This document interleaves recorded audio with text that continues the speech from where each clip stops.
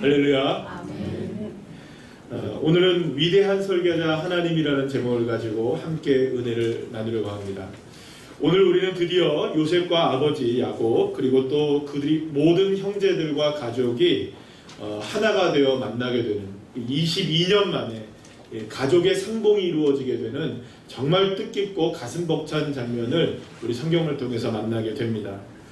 죽은 줄만 알았던 아들 요셉이 살아있을 뿐만 아니라 애굽의 총리가 되어 있다는 이 믿을 수 없는 소식을 듣게 된 야곱은 기쁨에 겨워하게 됩니다. 그래서 창세기 45장 28절에 보면 이렇게 말합니다. 요셉이 지금까지 살아있으니 내가 죽기 전에 가서 누구를 보리라? 요셉 그를 보리라 라고 말을 합니다. 그리고 이제 애굽 땅으로 떠나게 되죠. 사실 우리나라는 지금까지도 분단의 아픔을 겪고 있습니다. 그래서 아직까지도 많은 분들이 이산가족의 아픔을 그대로 간직한 채 여전히 남과 북에서 끊어진 상태로 살아가는 분들이 많죠.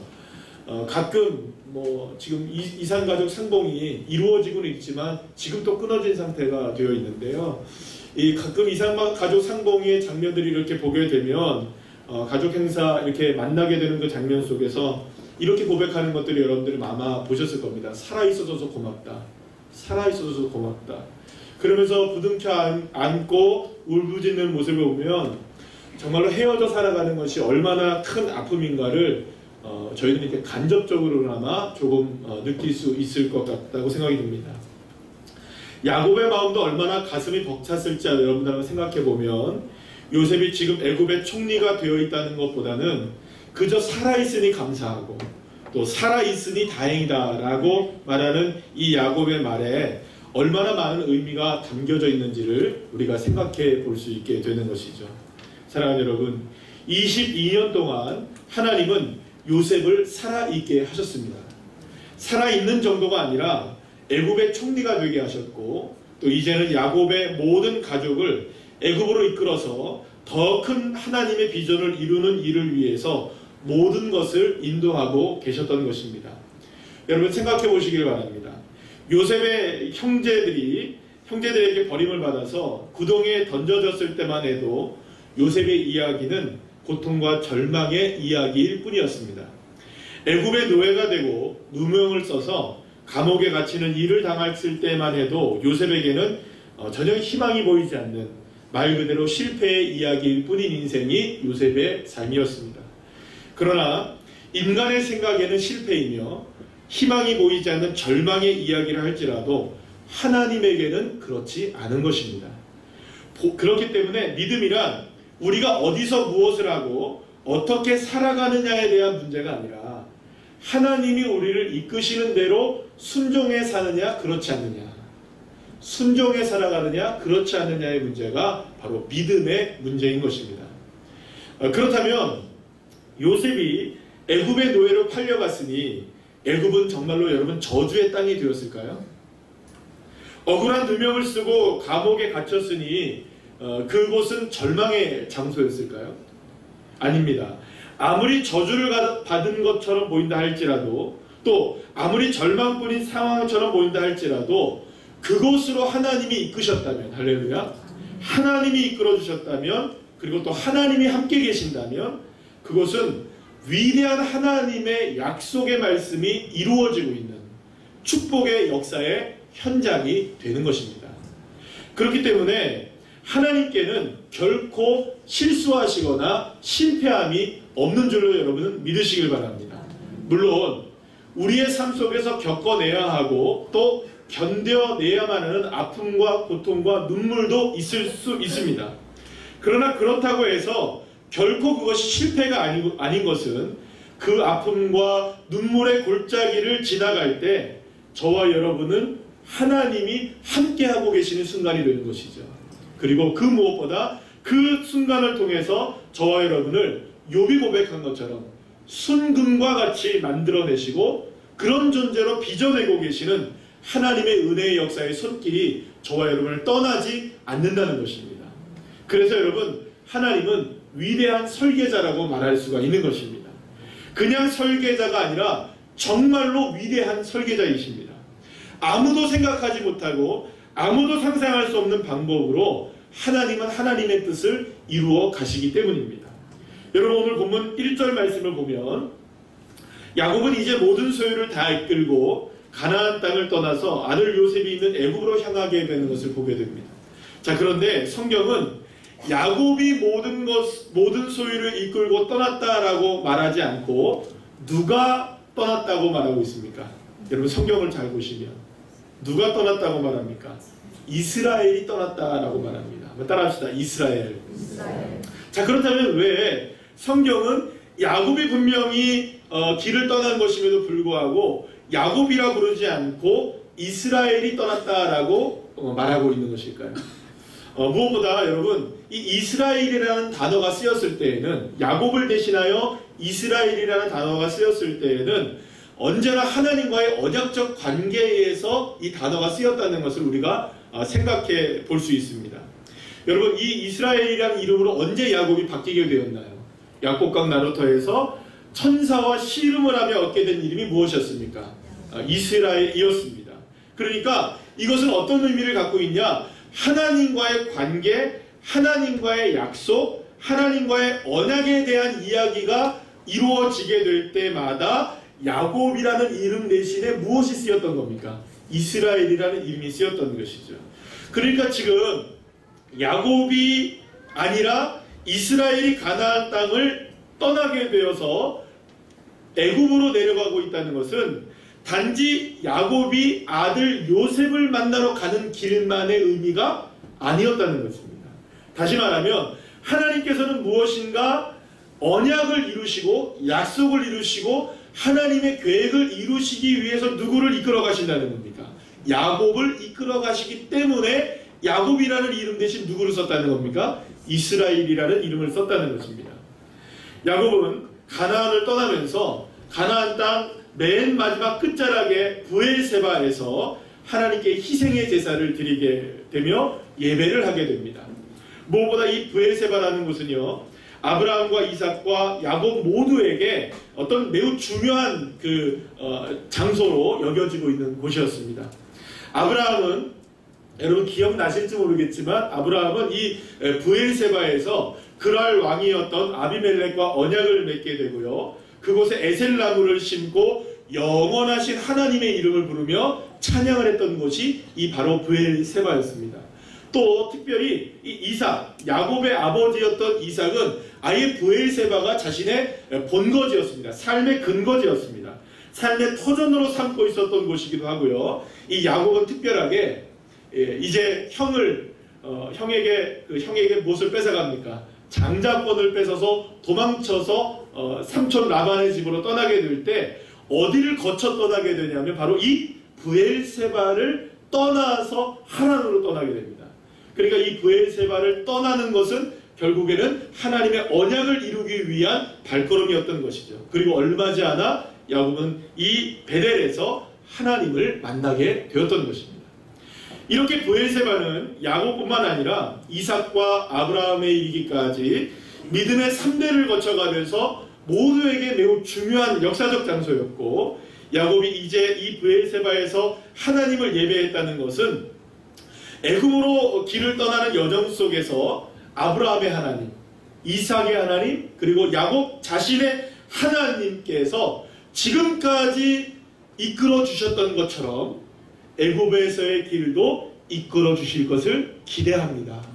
믿습니다라는 믿음을 가지고 하나님 앞에 예배를 드리게 된 간절한 고백이 담긴 그런 장소가 된 것입니다. 그래서 하나님께서도 야곱에게 다가오십니다. 어떻게 다가오십니까? 야곱아 야곱아 라고 부르십니다. 따라합시다. 야곱아 야곱아. 야곱아. 여러분 이렇게 이름을 2번 불렀던 사람들이 많습니다. 모세야 모세야, 또 아브라함아 아브라함아. 여러분 이렇게 부를 때마다 주님은 그들에게 축복하셨습니다. 그들에게 역사하셨습니다. 그들에게 언약을 이루어 주셨던 것이죠. 야곱아 야곱아 부르시며 야곱에게 다시금 언약을 일깨워 주셨을 뿐만 아니라 아브라함과 이삭에게 하셨던 이 동일한 약속을, 언약을 반드시 야곱을 통해서 그리고 후손을 통해서 이루어질 것이라는 사실을 오늘 본문 말씀을 통해서 약속하시는 것을 보게 됩니다. 여러분 오늘 보면 3절 4절 말씀을 우리 다 같이 함께 읽어볼까요? 시작. 하나님이 이르시되 나는 하나님이라 내 아버지의 하나님이니 애굽으로 내려가기를 두려워하지 말라. 내가 거기서 너로 큰 민족을 이루게 하리라.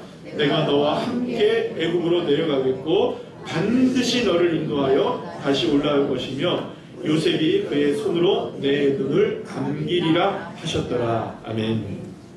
하나님은 이렇게 애굽을 향해서 길을 떠나는 야곱에게 4가지의 약속을 하게 되는데요. 이 첫째는 무엇이냐면 큰 민족을 이루게 되는 약속입니다. 아브라함과 이삭과 야곱 모두에게 말씀하신 것으로 이미 오래전부터 하나님께서 아브라함을 통해 말씀하셨던 큰 민족을 이루겠다. 따라합시다. 큰 민족을 이루겠다. 이 약속을 하신 것이죠.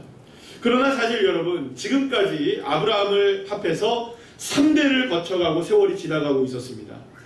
그러나 여러분 민족이 이루어졌나요? 이루어지지 않았나요? 3대로는 민족이 이루어질 수 있기가 짧은 세월이었죠. 그리고 아직까지는 너무나 미약한 존재에 불과했습니다. 여러분 오늘 보면 27절 말씀에 보시면 애굽으로 내려간 야곱의 가족이 70명이라고 기록되어 있는 것을 보게 되는데 70명이면 여러분 민족이라고 할 수 있을까요? 없을까요? 없는 것이죠. 아브라함의 후손은 아직까지도 연약한 존재들이었습니다. 그러나 여러분 애굽에 가서는 이야기가 완전히 어떻게 됩니까? 달라집니다. 하나님께서 이스라엘을 애굽으로 이끌어 가심으로 인해서 이제 70명으로 시작되었던 이스라엘이 장정만 60만 명 그리고 온통 다 모든 인구를 합치면 최대한 인구로 본다면 약 200만 명이나 되는 인구로 성장하게 되는, 그래서 정말로 히브리 민족, 이스라엘 민족이라고 부를 수 있을 만큼의 놀라운 세력으로 성장하게 되는 것을 보게 되죠. 둘째로 하나님은 야곱과 함께 하시겠다고 약속하십니다. 따라합시다. 함께 하시겠다. 사실 하나님은 야곱을 단 한순간도 떠나신 적이 없으셨습니다.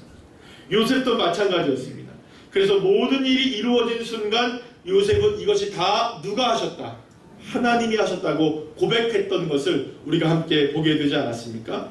이제 앞으로 애굽에서도 지금까지 야곱에게 그러셨던 것처럼 요셉에게 그러셨던 것처럼 앞으로도 하나님은 임마누엘 하시겠다. 함께 하시겠다. 결코 떠나지 않으시겠다. 할렐루야. 이 약속을 해주셨던 것이죠.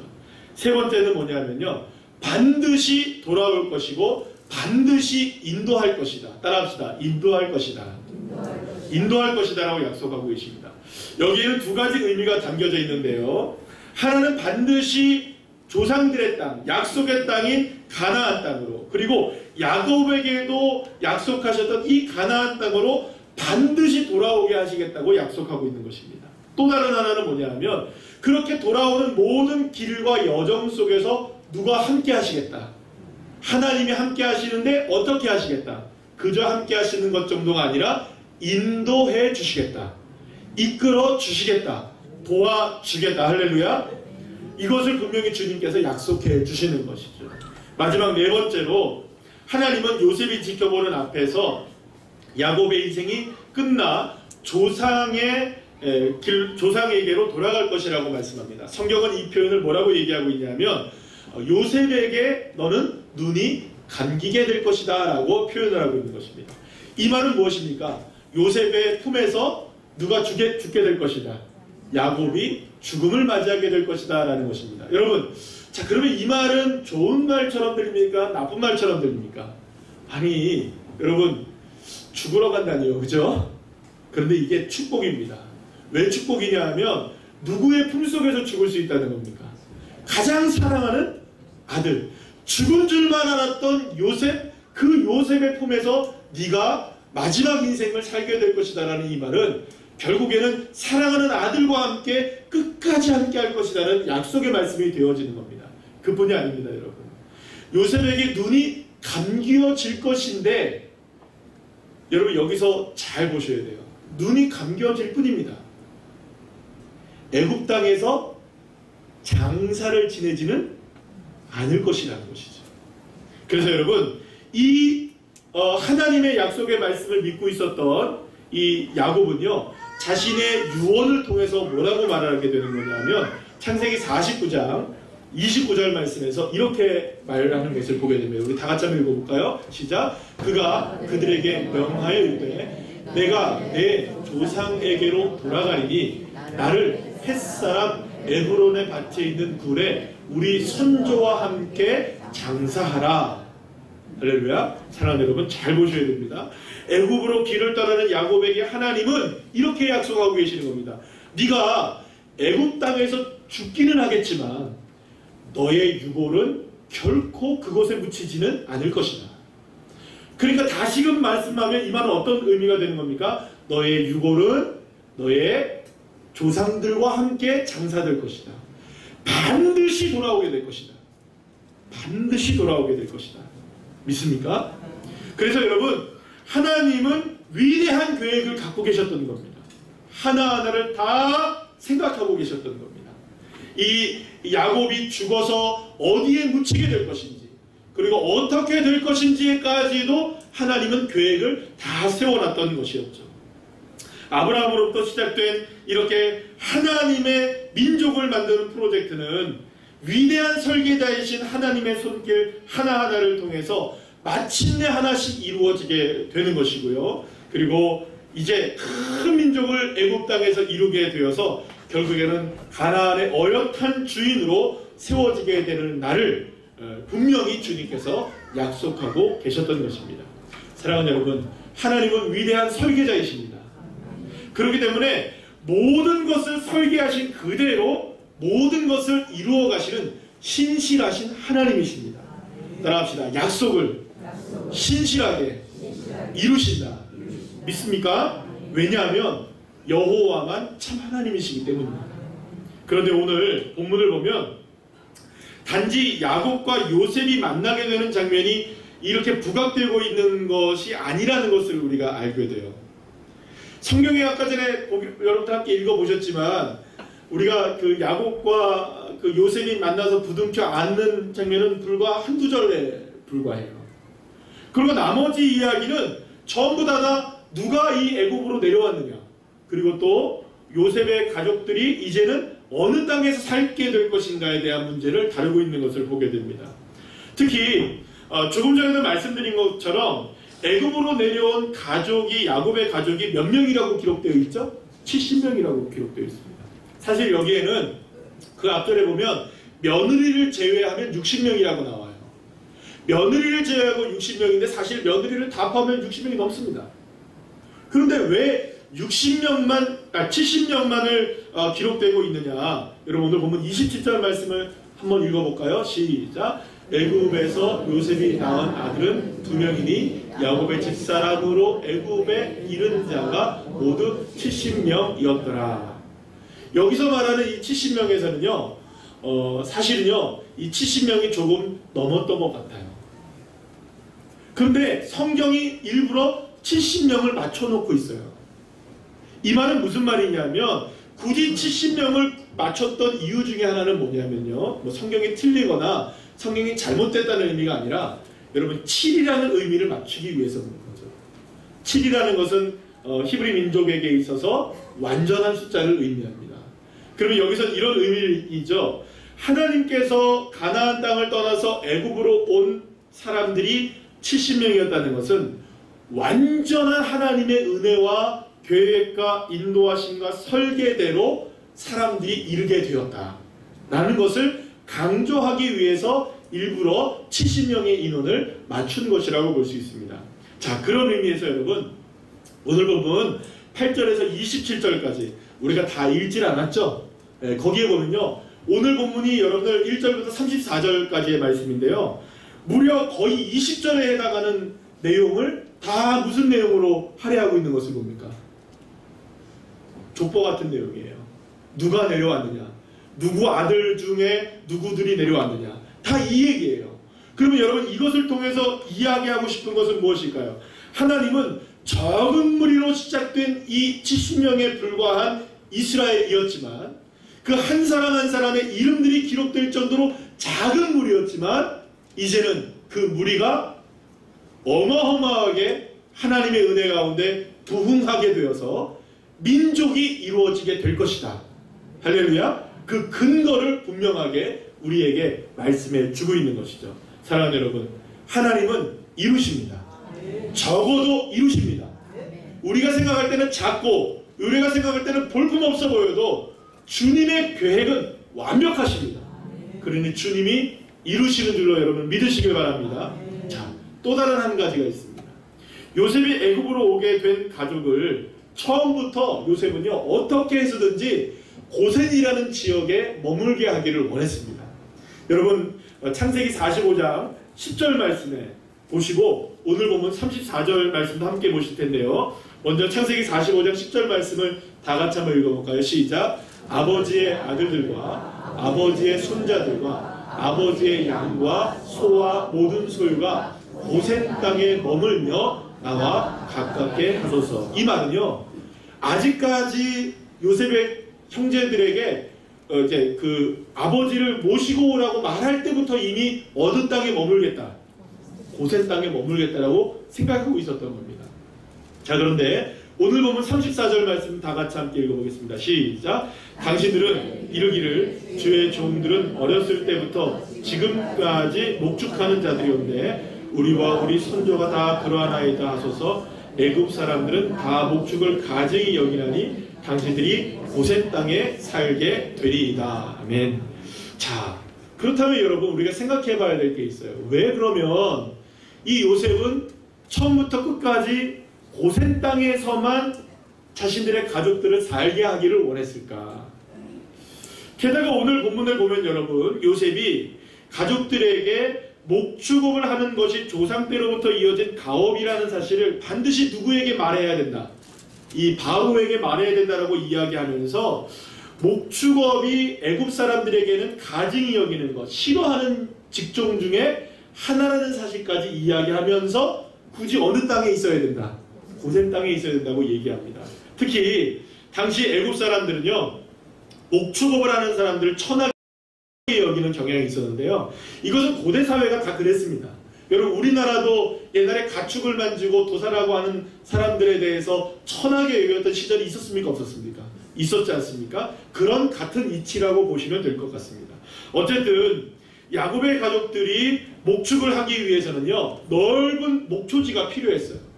그런데 넓은 목초지가 있는 땅이 어디였냐? 나일강 하류였던 바로 이 고센 지역이 넓은 목초지였습니다. 그런데 이 고센 땅은 또 특별한 한 가지가 있었어요. 애굽의 중심에서는 벗어난 지역이었어요. 그러니까 사람들이 잘 가지 않는 지역이었다는 것이죠. 땅은 좋은 땅이었으나 풀만 무성한 땅이었지 농사를 짓거나 이러기에는 좀 부족한 땅이었고요. 그러니 애굽 사람들과 거리가 멀게 떨어져 있는 곳에서 목축을 하며 살아갈 수 있는 최적의 장소가 어떤 곳이었습니까?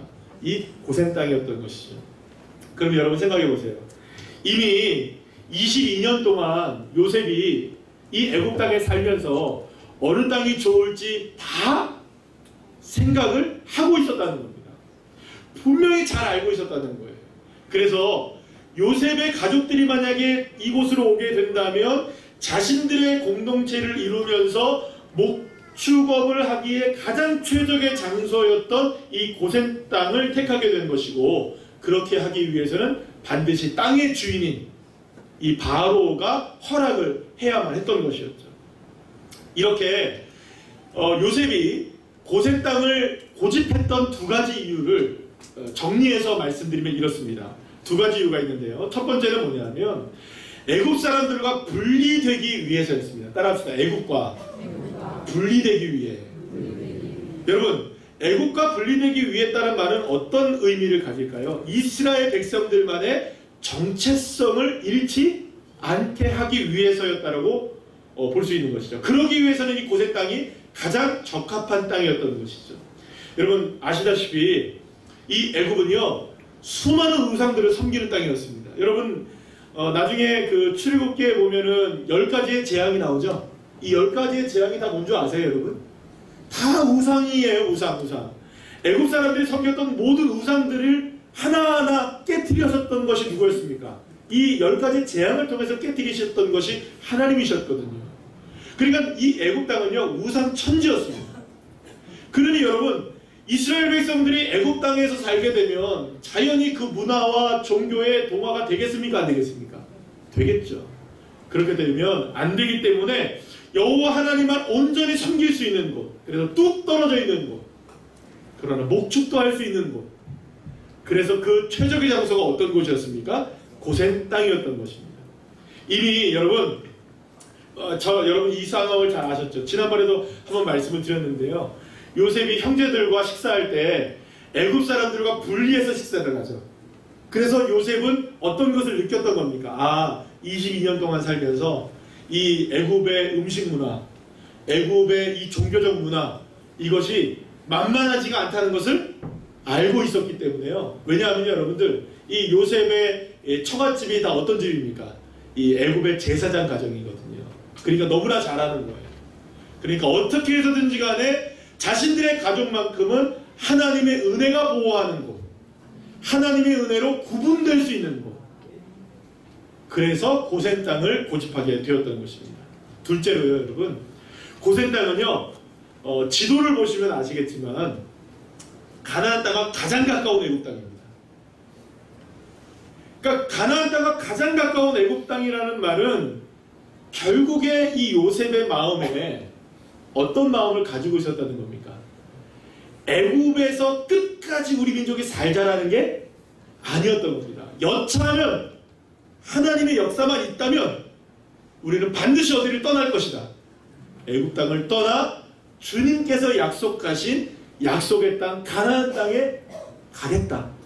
그러면 여러분 제일 빠르게 나올 수 있는 땅이 어디냐? 이 고센 땅이었던 거예요. 그렇기 때문에 여러분 이 가나안 땅을 염두에 두고 가장 빠르게 가장 효과적으로 돌아갈 수 있는 이 고센 땅을 요셉이 처음부터 딱 낙점을 해놓고 그곳에서 살기 원했던 것이었죠. 사랑하는 여러분, 하나님은 이렇게 요셉을 통해서도 하나님의 놀라운 계획 하나하나를 다 세워가고 계셨던 것입니다. 위대한 설계자이신 하나님께서는 이스라엘 백성들이 발을 뻗고 누울 자리까지도 그냥 정하지 않으시고 하나하나 세밀하게 모든 것을 합력하여서 선을 이룰 수 있는 곳으로 인도해 주셨다는 것입니다. 그저 야곱의 가족을 애굽으로 데려가는 것으로만 끝내시는 하나님이 아니셨던 것입니다. 그들이 살 곳, 그들이 떠날 곳, 그들이 하나님의 은혜 아래 있을 수 있는 곳, 믿음을 잃지 않고 살아갈 수 있는 곳, 삶의 터전이 될 수 있는 곳을 정확하게 예측해 주셨고 정확하게 계획해 주셨고 정확하게 그곳으로 인도해 주셨던 것입니다.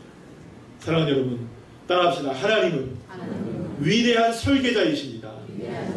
여러분 믿으십니까? 야곱의 인생을 설계하신 분이 하나님이십니다. 요셉의 인생을 설계하신 분이 하나님이십니다. 하나님은 결코 실수하거나 실패하지 아니하시는 분이십니다. 그리고 하나님의 위대한 설계와 계획 가운데 모든 것들이 다 한치 오차 없이 다 이루어지고 있었던 것입니다. 2016년 1월 11일 날 아침에, 주일날 아침에 대왕암 공원 빈들에서 첫 번째 예배를 드리게 되었습니다. 그 첫 번째 예배를 드릴 때만 해도 사실은 막막하다고 생각할 수도 없을 정도로 아무 생각도 없었습니다. 아무것도 생각할 수 없었습니다. 그저 그냥 오늘은 그냥 그곳에서 예배드리자라는 생각뿐이 없었던 것이죠. 정말로 버거웠고 아무것도 생각할 수 없는 빈들의 모습 그 자체였습니다. 그러나 사랑하는 여러분, 하나님은 위대한 설계자이십니다.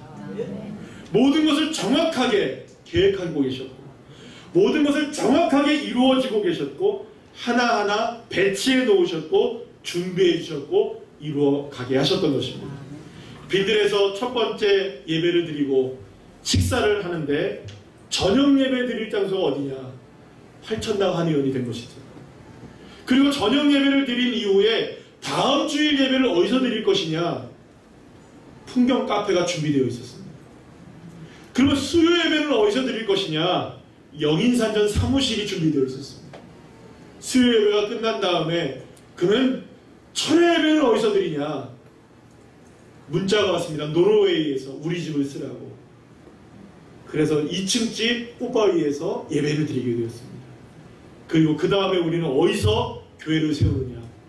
이곳에 하나님이 예비해 주셨습니다. 생각해보면 하나하나 다 주님께서 하신 일들이십니다. 식사가 필요할 때 정말로 실력파 셰프님들이 얼마나 많으신지 찬양 인도자를 미리미리 준비해 주셨고요. 반주자를 준비해 주셨고 지휘자를 준비해 주셨고요. 교회 로고를 만들자 했더니 디자이너가 준비되어 있고요. 교회 홈페이지를 만들자고 하시니 전문가 교수님이 계시고요. 할렐루야. 아멘을 하셔야 돼요. 하나님께서 설계하신 계획대로 하나님의 위대하신 꿈과 뜻은 새로운 우리 교회를 통해 지금까지도 이루어지고 계신 것입니다. 그리고 이곳에 계신 여러분, 이곳에 있는 저와 여러분을 통해 앞으로도 이루어갈 줄로 믿으시면 아멘 합시다. 그래서 여러분, 앞으로도 하나님의 그 위대하신 설계가 우리 새로운 우리 교회를 통해서 이루어질 것을 확신합니다. 저는 지난번에 어떤 집사님과 잠깐 얘기를 나눴는데 이런 얘기를 하시더라고요. 목사님 걱정하지 마십시오. 놀라운 일이 벌어질 겁니다. 저보다 믿음이 더 좋더라고요. 놀라운 역사가 일어날 것입니다. 제가 그래서 아멘 그랬습니다. 할렐루야. 놀라운 일들을 이미 설계하신 하나님이십니다. 믿습니까? 사랑하는 여러분, 하나님은 결코 실패하거나 실수하지 않으시는 신실하신 약속을 이루시는 여호와 하나님이신 줄로 믿으시길 바랍니다. 그리고요, 왜 그것이 가능하냐? 하나님은 위대한 설계자이실 뿐만 아니라 그 계획을 완전히 모든 것을 합력하여 선을 이루고야 하시는 능력의 하나님이시기 때문입니다.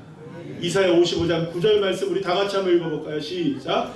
내 입에서 나가는 말도 이와 같이 헛되이 내게로 돌아오지 아니하고 나의 기뻐하는 뜻을 이루며 내가 보낸 일에 형통함이니라. 할렐루야. 사랑하는 여러분, 하나님이 이루십니다. 하나님이 인도하십니다. 하나님이 함께 하십니다. 왜냐하면 하나님은 위대한 설계자이시기 때문입니다. 그 위대한 설계가 야곱에게 이루어지고 요셉에게 이루어지고 이스라엘 민족에게 이루어졌고 우리 교회 위에 이루어진 것처럼 지금도 저와 여러분의 삶 속에도 하나님의 위대한 계획은 이루어지고 있는 줄로 믿으시길 바랍니다. 그렇기 때문에 여러분, 우리에게 힘을 낼 근거가 여기에 있는 것입니다. 다시금 벌떡 일어날 수 있는 용기가 여기에 있는 것입니다. 왜냐하면 하나님은 저와 여러분을 결코 포기하시지 않기 때문이죠. 하나님의 계획 자체가 위대하시기 때문에 그 계획, 위대하신 계획이 신실하신 약속의 하나님이 저와 여러분의 삶을 통해서 실패 없이 실수 없이 이루어 가고 계시는 것입니다. 시편 37편 23절 24절 말씀을 우리 다 같이 함께 읽어보겠습니다. 시작. 여호와께서 어떤 사람의 가는 길을 기뻐하신다면 그 사람의 발걸음을 굳게 붙잡아 주실 것입니다. 비틀거릴지라도 넘어지지 않을 것입니다. 왜냐하면 여호와께서 그의 손을 붙잡고 계시기 때문입니다. 할렐루야. 사랑하는 여러분, 때로는요 비틀거릴 수는 있습니다. 때로는요 그러다 넘어지기도 합니다. 그렇다고 해서 여러분 아주 엎드려지거나 아주 넘어지는 것이 아닌 것은 위대한 설계자이신 여호와 하나님이 저와 여러분의 손을 굳게 붙잡고 계시고 우리의 발걸음을 굳게 세워주시는 그 하나님의 계획의 결코 실패하거나 실수하지 않기 때문인 것이죠. 사랑하는 여러분, 위대한 설계자 하나님이 저와 여러분의 하나님이심을 믿으시길 바랍니다. 그냥 하나님이 아니십니다. 아빠, 아버지가 되시는 하나님이시죠. 실수하지 않으시고 실패하지 아니하시고 반드시 우리를 축복하시고 하나님의 뜻을 이루고야 마시는 은혜의 풍성한 그 약속의 언약, 저와 여러분에게 반드시 이루어질 줄을 믿고 그 신실하신 하나님의 약속의 말씀을 붙들고 승리하는 저와 여러분 되시기를 간절히 축원합니다.